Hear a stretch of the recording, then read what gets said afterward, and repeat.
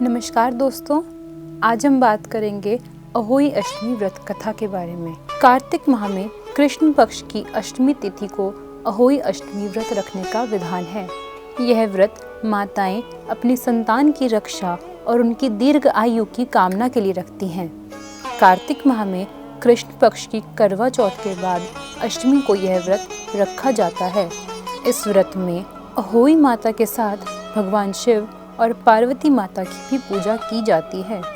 इस दिन माताएं दिन भर निर्जला व्रत रखती हैं और रात को तारों को देखकर व्रत खोलती हैं। इस दिन किसी भी प्रकार की नुकीली चीज़ का इस्तेमाल बिल्कुल भी नहीं किया जाता और ना ही किसी जीव को नुकसान पहुंचाते हैं।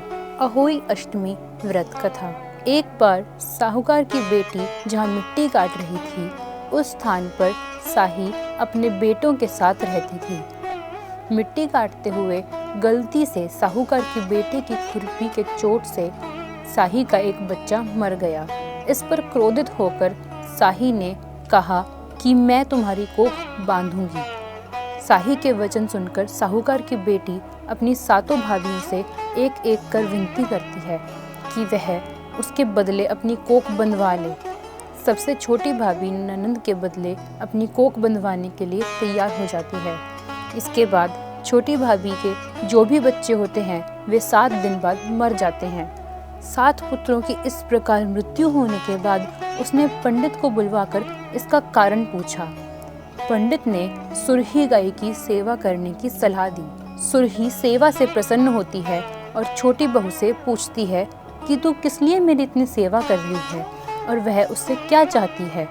जो कुछ तेरी इच्छा हो वो मुझसे मांग ले। साहूकार की बहू ने कहा कि साही माता ने मेरी कोख बांध दी है, जिससे मेरे बच्चे नहीं बचते हैं।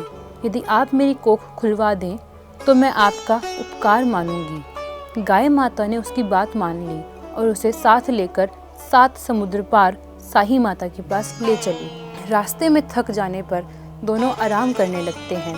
अचानक साहूकार की छोटी बहू की नज़र एक और पड़ती है। वह देखती है कि एक सांप गरुड़ पंखनी के बच्चे को डसने जा रहा है और वह सांप को मार देती है।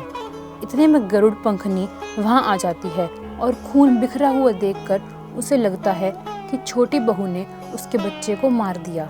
इस पर वह छोटी बहू को चोंच मारना शुरू कर देती है। छोटी बहू इस पर कहती है कि उसने तो उसके बच्चे की जान बचाई है। गरुड़ पंखनी इस पर खुश होती है और सुरही सहित उन्हें साही के पास पहुंचा देती है। वहां छोटी बहू साही की भी सेवा करती है। साही छोटी बहू की सेवा से प्रसन्न होकर उसे 7 पुत्र और 7 बहू होने का आशीर्वाद देती है। साही छोटी बहू को 7 पुत्र और 7 पुत्र वधुओं का आशीर्वाद देती है और कहती है कि घर जाने पर तू अहोई माता का उद्यापन करना। 7 अहोई बनाकर 7 कहाड़ी देना। उसने घर लौटकर देखा तो उसके 7 बेटे और 7 बहुएं बेटी हुई मिली। वह खुशी के मारे भाव विभोर हो गए। उसने 7 अहोई बनाकर 7 कहाड़ी देकर उद्यापन किया।